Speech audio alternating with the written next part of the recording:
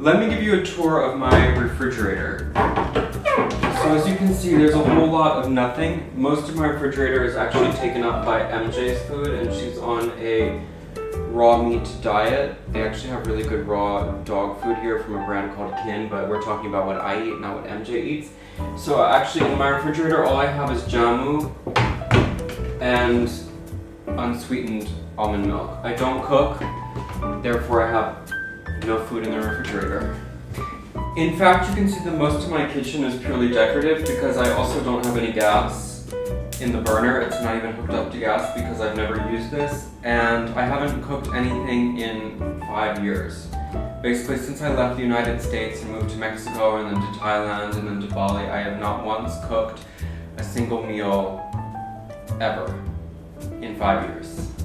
Hey everyone, Adrian Field here. Today's video is going to be a little bit different from what I typically post on this channel.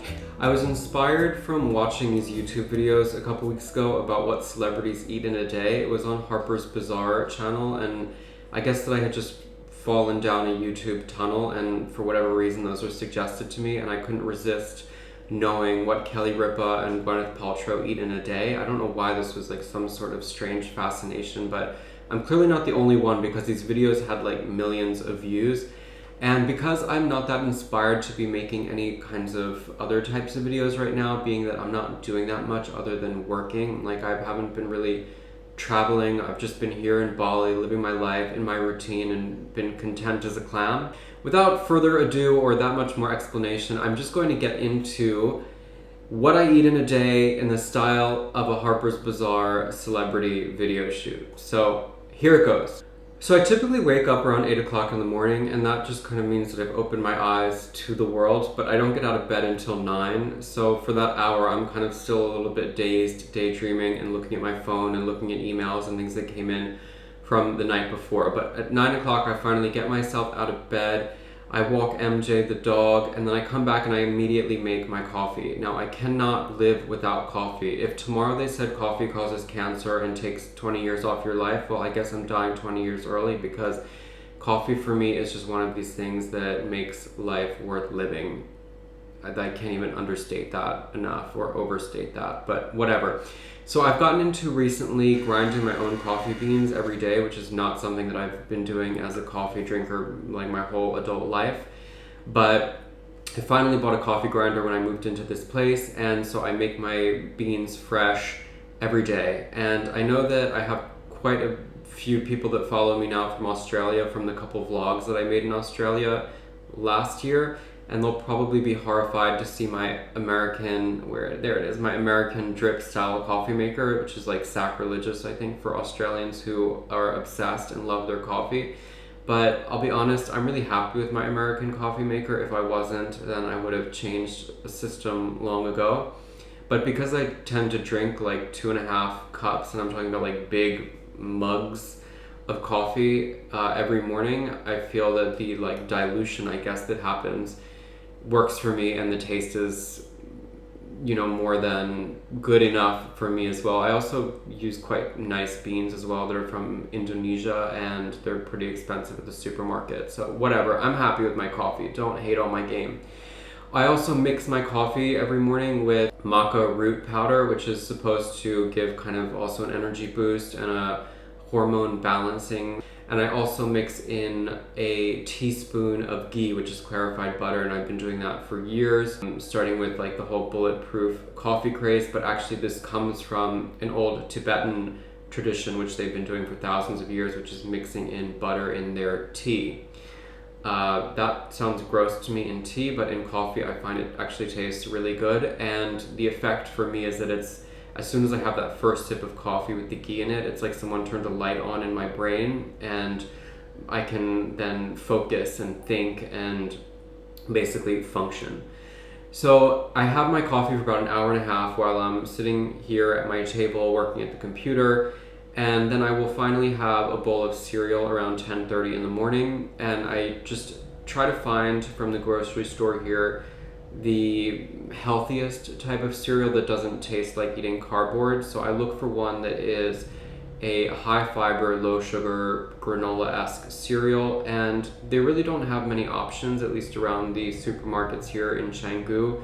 And also cereal is weirdly expensive here, which I've also noticed in some other countries as well. I don't know why, that maybe like cereal is cheaper or subsidized in the United States, but here in Bali, I tend to pay like around $8, I think, for a 500 gram box of cereal, which seems a bit abusive to me.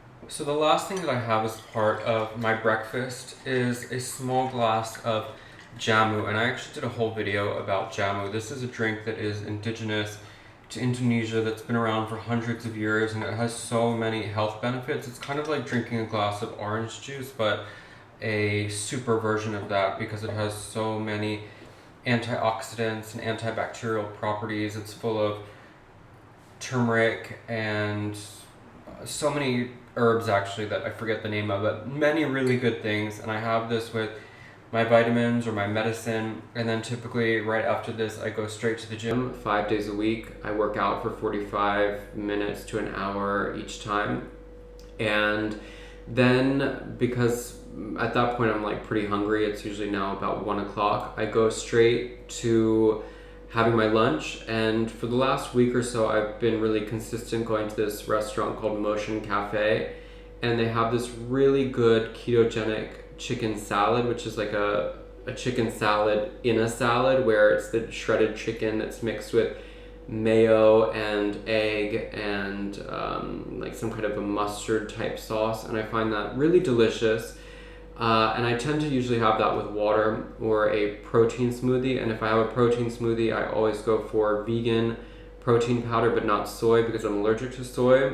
And I actually also should say, since I mentioned the ketogenic salad, is that I've been kind of attempting this ketogenic diet for the past couple months, and I've actually lost 3 kilos over the last couple months of basically just avoiding carbs as much as possible and focusing on proteins and healthy fats and things like this.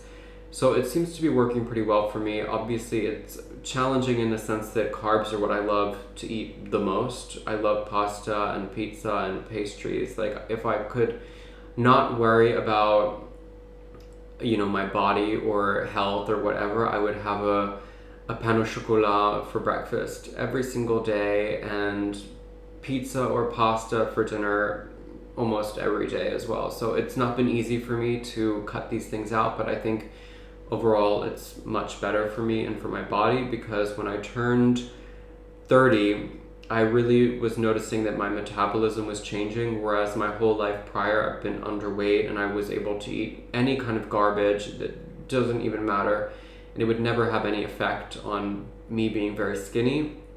I noticed that that was starting to change, and therefore I've had to adapt and change my diet and be just a little bit more aware of the things that I'm eating and how they affect my body, because I get quite a lot of pleasure out of looking and feeling my best.